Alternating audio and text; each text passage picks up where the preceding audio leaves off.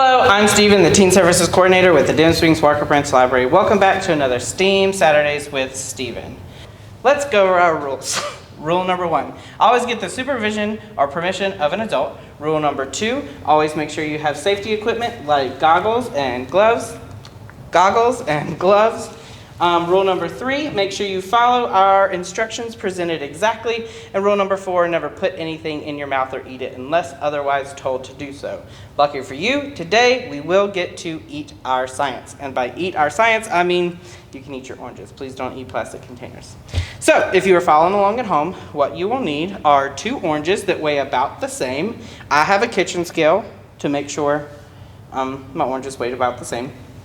2 containers filled about halfway with water, big enough to float said oranges in. So, what are we going to learn about today? We are going to learn about and play around with the concept of buoyancy. Buoyancy, also called upthrust, is the upward force exerted by a fluid that opposes the weight of an object that is fully or partially immersed in that fluid. So a less dense object will float, while a more dense object will sink. So let's take a look at these principles using oranges. We'll take 2 oranges that weigh approximately the same. My oranges weigh, stop bouncing, about 210,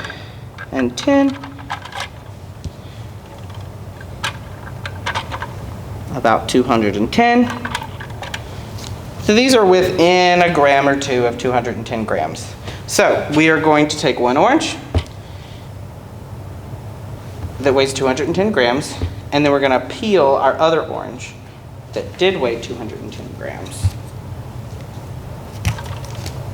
I can't peel, you guys. Bear with me.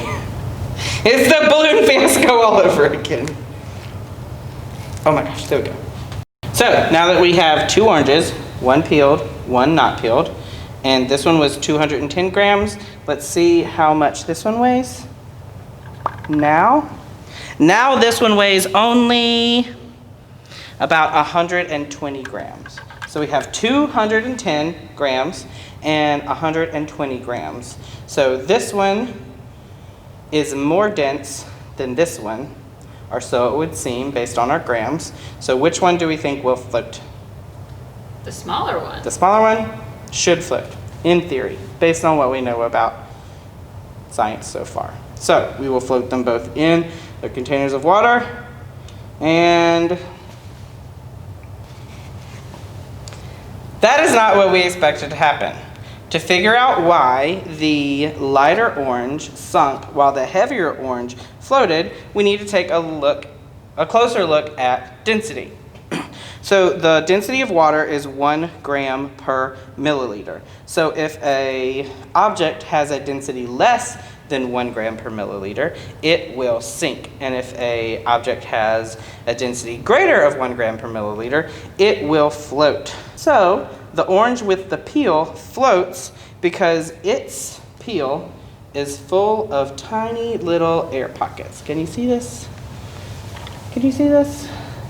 It's full of little pores, just like our skin. And each one of those little air pockets creates a tiny little, basically a life jacket for the orange.